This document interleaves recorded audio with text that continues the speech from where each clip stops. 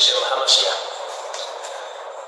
Kali ini kita akan membahas mengenai fakta tersembunyi di balik konsili Nikia yang kontroversial.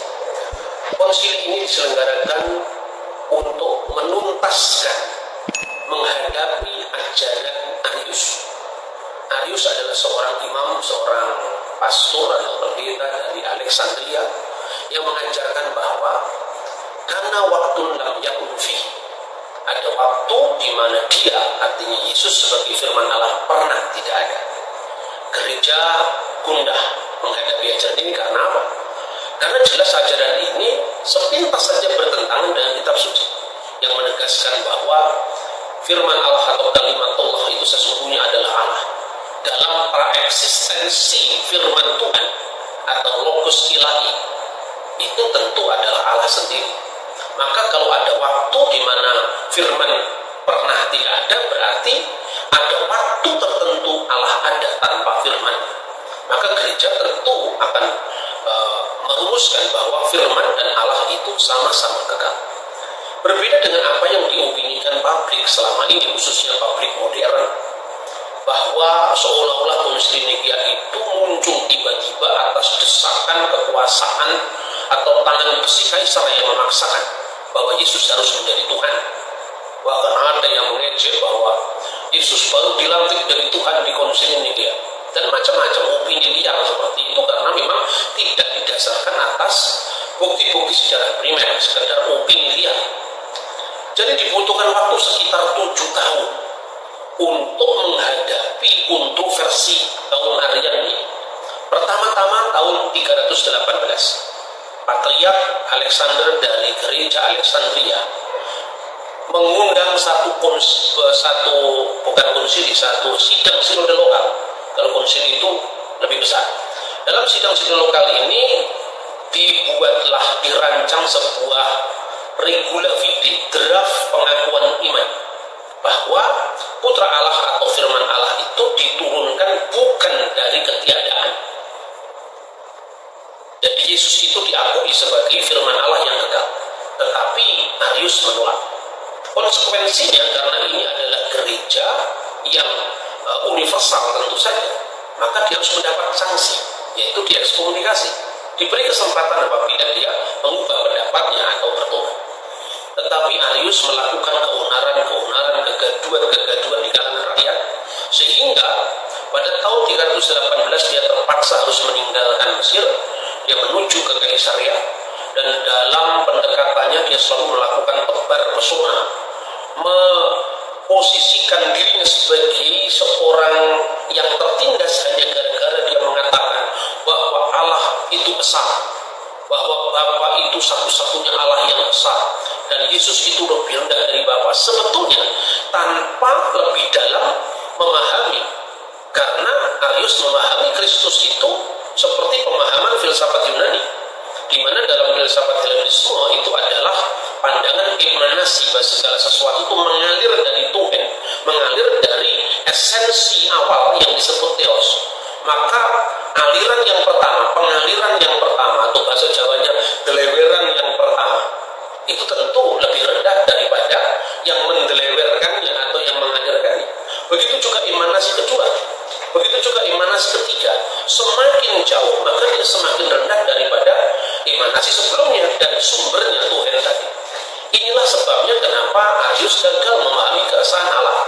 Yang disangkanya esa itu sebetulnya bukan Allah yang esa, itu sebetulnya pandangan Tuhan Yunani, Tuhan filsafat Yunani khususnya Helenisme. Nah saudara-saudara, tahun 320 kemudian dia berhasil meyakinkan uskup-uskup Bitinia untuk mengakui pandangannya. 322 dia meyakinkan para pemimpin gereja di Kaisaria atas dukungan sejarawan Eusebius dari Kaisaria yang terpikat dengan ajaran Arius, karena dia menyangka bahwa apa yang diajarkan Arius seperti yang diajarkan pengakuan iman lokal di gerejanya di Kaisaria. Itu yang terjadi pra-konsili Nikia. Untuk menghadapi itu, maka sikap Konstantin kadang-kadang berubah-ubah. Tatkala meletusnya kontroversi antara Arius dengan patriarknya itu Patriark Alexander, dia rencananya dari Makedonia dia akan meneruskan perjalanannya ke benua timur, yaitu ke Alexandria, tetapi dia membatalkan rencananya setelah dia menempuh separuh perjalanan karena mendengar berita yang tidak mungkin mestinya harus kudengar di telinga.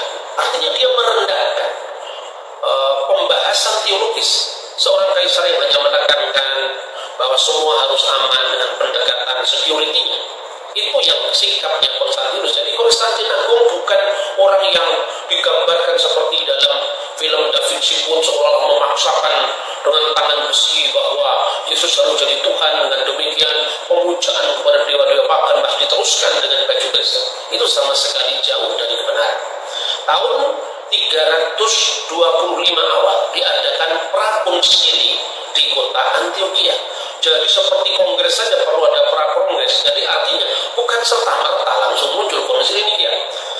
Sama pada saat terjadinya konflik ini di Alexandria diadakan sidang lokal, maka di dalam prakonsili di Antioquia itu disiapkan juga sebuah draft pengakuan iman atau regula fide atau kanun al-iman, yang intinya adalah bahwa Yesus Kristus tidak dilahirkan dari tiada, ex nihilo, dari ketiadaan, tetapi dia berasal dari substansi Allah, sang wujud yang disebut Bapa.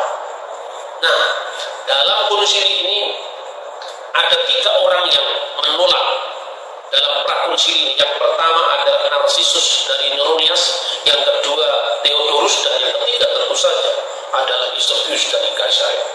Maka waktu itu gempar. Karena apa? Karena seorang sejarawan kaliber dunia ternyata dia mendukung ajaran Arius. Tetapi prakonsili ini masih merekomendasikan bagi mereka yang menolak regula fide yang disepakati pada prakonsili itu masih diberi kesempatan untuk mempertahankan pendapatnya melalui diskusi teologis pada konsili besar ekumenis yang akan diadakan di kota Ankara. Undangan sudah disebar, beberapa pelosok sudah menerima undangan itu, tapi tiba-tiba Konstantin Agung berubah pendapat langsung. Karena mungkin dia mendapatkan masukan dari tempat lain bahwa uskup Ankara yang bernama Marcius itu terkenal anti-Arian. Dia kepingin tempat yang lebih netral. Akhirnya dari Ankara dipindahkan ke kota Nikia yang tidak lain adalah tempat istana musim panas dari kaisar itu sendiri.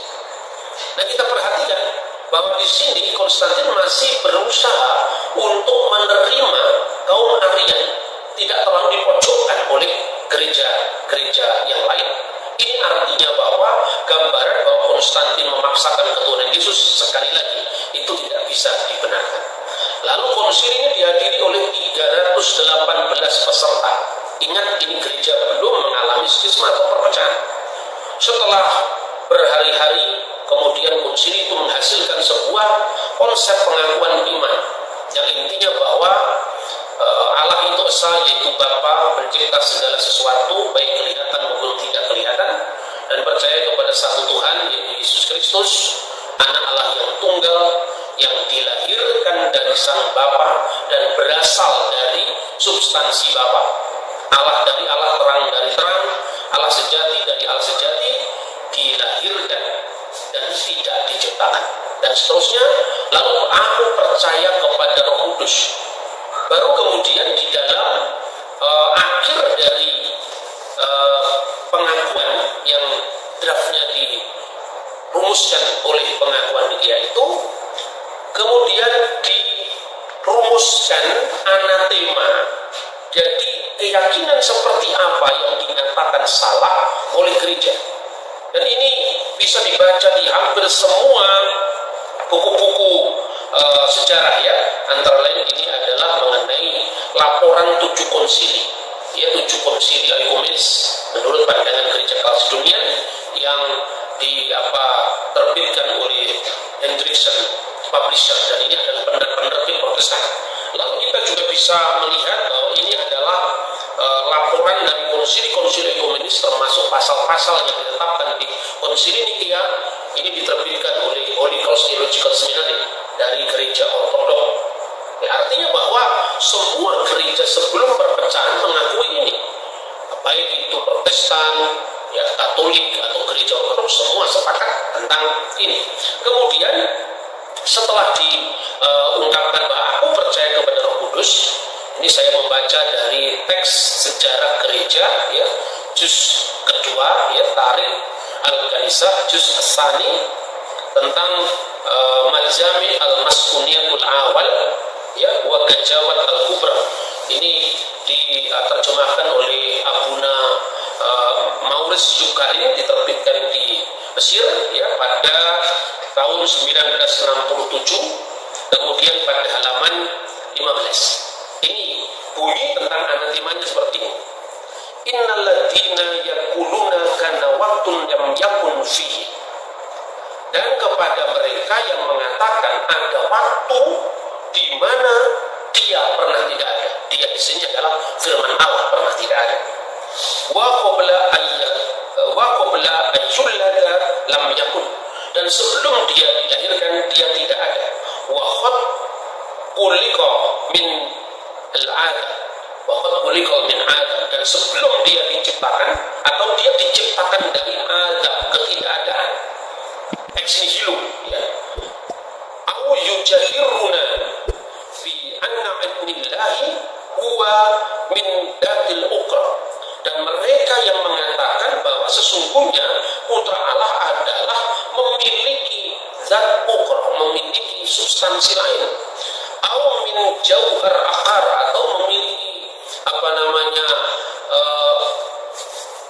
hakikat yang lain. Au innahu makhluk, atau dia adalah seorang makhluk. Au qabila lil takdir, dia mengalami gaya perubahan, wal fasad, dan kerusakan. Jadi firman Allah itu bisa mengalami takdir, perubahan atau kerusakan. Padahal ini bicara tentang substansi ilahi bersama dengan firman-Nya dan tekanannya pada firman-Nya. Maka kemudian dirumuskan di akhir itu adalah wa innal kanisah katolikiyah wa rasuliyah tahrimuhu. Maka gereja yang Katolik, yang yang universal, dan yang rasuli mentahrim atau menganatema mereka. Jadi ini intinya konsili dia. Kemudian apa yang terjadi? Ini kata yang menarik yang perlu kita dengarkan, bahwa Eusebius dari Kaisaria mengubah pendapatnya karena dia merasa pada saat Arius berada di Kaisaria, dia selalu mengatakan bahwa saya tidak jauh berbeda dengan Patriark Alexander. Yang saya lakukan, saya hanya menekankan bahwa putra Allah itu lebih rendah dari Bapa, dan bahwa putra Allah itu merupakan yang pertama-tama dari yang sulung dari segala yang diciptakan Allah. Nah, kalau itu yang disampaikan kepada Eusebius, tentu itu hal yang bersama yang diyakini oleh gereja, karena memang Yesus disebut sebagai yang sulung dari segala yang diciptakan, bukan berarti dia adalah bagian dari ciptaan. Karena kata bihor dalam bahasa Ibrani itu menunjukkan kesulungan tidak hanya dalam pengertian yang lahir pertama kali. Nah, kesulungan dalam budaya Ibrani bisa berarti khususnya adalah memiliki kedudukan yang lebih. Ya, sulung misalnya dia menjadi pemimpin di sebuah keluarga, berhak menerima berkat orang tuanya, dan memiliki kehormatan daripada yang lain. Makanya ada ungkapan Yakub berebut kesulungan dengan Esau. Tentu tidak bisa ditafsirkan dalam makna budaya di barat Israel itu yang dipahami gereja.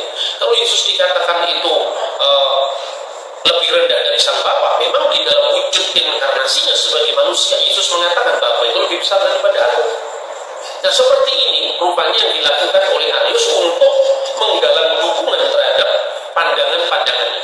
Tetapi setelah Eusebius menyadari, kemudian pada konsili itu Eusebius mengemukakan pendapatnya yang dipresentasikan di konsili, dan ini ada dalam catatan, ya, yang bicara tentang konsili Nikea tahun 325, di mana Eusebius mengatakan begini urusannya, kira-kira kalau saya terjemahkan.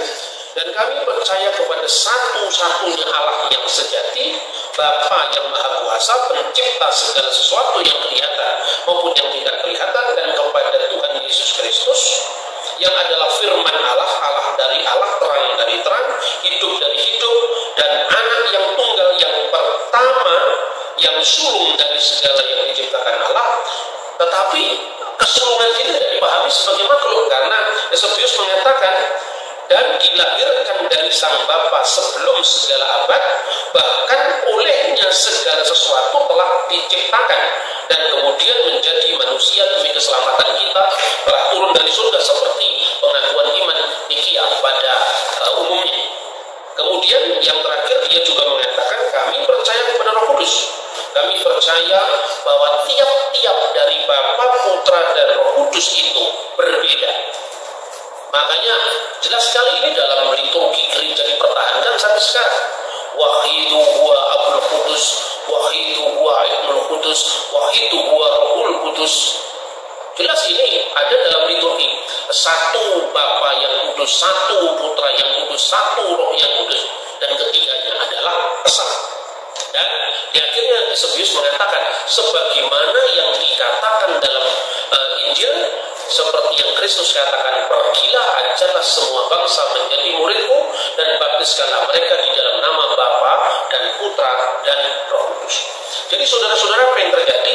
Kemudian Konsili Nikia menganatema Arius dan membakar satu bukunya, yaitu yang berjudul Thalia, dan kemudian Arius dibuang. Konsekuensinya di anatema itu adalah dia harus diasingkan. Tetapi saudara-saudara, rupanya konsili ini belum meredakan perdebatan teologis, karena pengikut-pengikut Arius, khususnya Eusebius dari Nikomedia, ini berbeda dengan Eusebius dari Kaisarea. Ini orang yang cukup disegani di gereja-gereja berbahasa Yunani. Dia tetap memperjuangkan, membuktikan bahwa ajaran Arius itu benar. Kesempatan ada ketika Uskup Hosius yang sebelumnya melakukan investigasi sejak kasus ini meledak tahun 318 sudah pulang ke Spanyol.